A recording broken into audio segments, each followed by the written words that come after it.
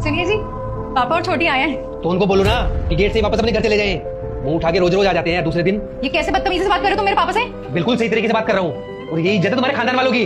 अरे दामाद जी क्या हुआ? हमने क्या गलती कर दी? आप इतने गुस्से में क्यों हैं? चुप करो, मैं तुम्हारा दामाद नहीं हूँ। अरे पता नहीं कौन सी मनुष्य घड़ी थी जो मुझे पसंद आ गई और इससे शादी कर ली।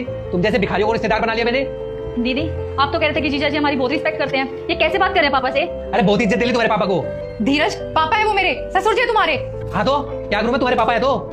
देखो मैं सब कुछ बर्दाश्त कर सकती हूँ, लेकिन अपने पापा की बेइज्जती बर्दाश्त नहीं कर सकती। अरे करूंगा तो तेरी ज्यादा जबान चल रही है क्या? तेरे एक मुंह पे मारूंगा ना, अभी जबान काबू में आ जाएगी। अरे बस बस, मेरे चक्कर में तुम दोनों मत लड़ो। अरे बेटा तू तो कह रही थी कि दामाद जी मेरा बहुत ख्याल रखते हैं, ऐसे ख्याल रखते हैं तेरा? आपकी बेटी हमारे घर में कुछ नहीं है क्या? अरे कितना ख्याल रखता हूँ मैं उसका, लेकिन सिर्फ तुम्हारी बेटी से मतलब है मुझे, तुम लोगों से नहीं। समझ गए? मेरे घर में आना बंद करो। रोज रोज आ जाते हैं मुंह उठा के। हाँ जा रहा हूँ, मगर तेरी बोली से दिख रहा है कि तेरे माँ बाप ने तुझे कैसे संस्कार दिया है। अरे संस्कार की बात आप नहीं करो ना तो आपके लिए अच्छा है। अगर मैं आपको बता दूंगा ना कि आपने अपनी बेटी को कैसे संस्कार दिए हैं तो आपका सर शर्म के मारे झुक जाएगा। अरे भाई क्या कर दिया मेरी बेटी ने? हमारे माँ बाप ने ना बड़ों से बदतमीजी करना कभी नहीं सिखाया, लेकिन क्या करूं, इसको समझाने का कोई और रास्ता ही नहीं है। अरे बातें मत घुमाओ, मुझे बताओ क्या किया इसने? क्या किया? रुक जा बेटा, आगे देखने से पहले इस गरीब की वीडियो को एक लाइक सब्सक्राइब करके कमेंट में हर हर महादेव लिख देना, फिर देखना सब मंगल ही मंगल होगा। आज इस घर में ना ये और मैं अकेले रहते हैं। इसने मेरे माँ बाप को नीचा दिखा दिखा के इतना रुलाया कि वो घर छोड़ के चले गए। अगर ये मेरे माँ बाप की इज्जत नहीं करेगी ना तो मैं इसके माँ बाप की इज्जत क्यों करूं? अरे क्या मांगा मेरे माँ बाप ने? यही तो बोला ना कि तू इस घर की बहू है, हमारे परिवार को जोड़ के रख। मेरी माँ के घुटनों में दर्द था, एक गिलास पानी मांगती थी ना तो एक गिलास पानी नहीं पकड़ाती थी उन्हें। तो बस मैंने भी तब से ठान लिया, अगर इसकी नजरों में मेरे माँ बाप की इज्जत नहीं है ना तो इसके माँ बाप को इतना जलील करूंगा कि इसकी अकल ठिकाने आ जाएगी। अगर मेरे संस्कार अच्छे नहीं है ना ससुर जी तो आपकी बेटी के भी संस्कार ठीक नहीं है। बेटा क्या दामाद जी सच बोल रहे हैं? मुझे सच सच बता। अरे वो क्या बताएगी, वो चुप कड़ी है तो आपको समझ में नहीं आ रहा क्या?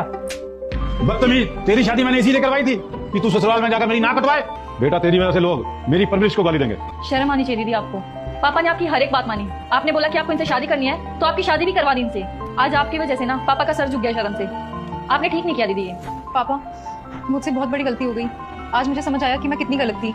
जब धीरज ने आपसे बदतमीजी की तो मुझे पता चला कि अपने माँ बाप से बदतमीजी करने पे कितना बुरा लगता है। मुझसे बहुत बड़ी गलती हो गई, मुझे ऐसा नहीं करना चाहिए था पापा। अरे माफी मांगनी है तो दामाद जी से मांग, जिनके परिवार को तूने तोड़ दिया। धीरज प्लीज तुम भी मुझे माफ कर दो। मैं मम्मी पापा से भी माफी मांग लूंगी और मैं कभी बदतमीजी नहीं करूंगी उनसे और मैं उनकी सारी बात मानूंगी। दामाद जी इसकी गलती के लिए मैं आपसे माफी मांगता हूँ। नहीं पापा जी, आप माफी मत मांगिए और मुझे माफ कर दीजिए। मैंने आपके साथ बदतमीजी की, मेरे पास और कोई रास्ता नहीं था इसे समझाने का। नहीं, आपने बिल्कुल सही किया। इसे समझाने का कोई और तरीका नहीं था। बेटा परिवार को जोड़ कर रखना औरत के हाथ में होता है। औरत अगर चाहे तो परिवार जुड़ा रहता है, औरत अगर ना चाहे तो परिवार टूट जाता है। इस बार दामाद जी ने माफ कर दिया, आगे से ऐसी गलती मत कर दियो।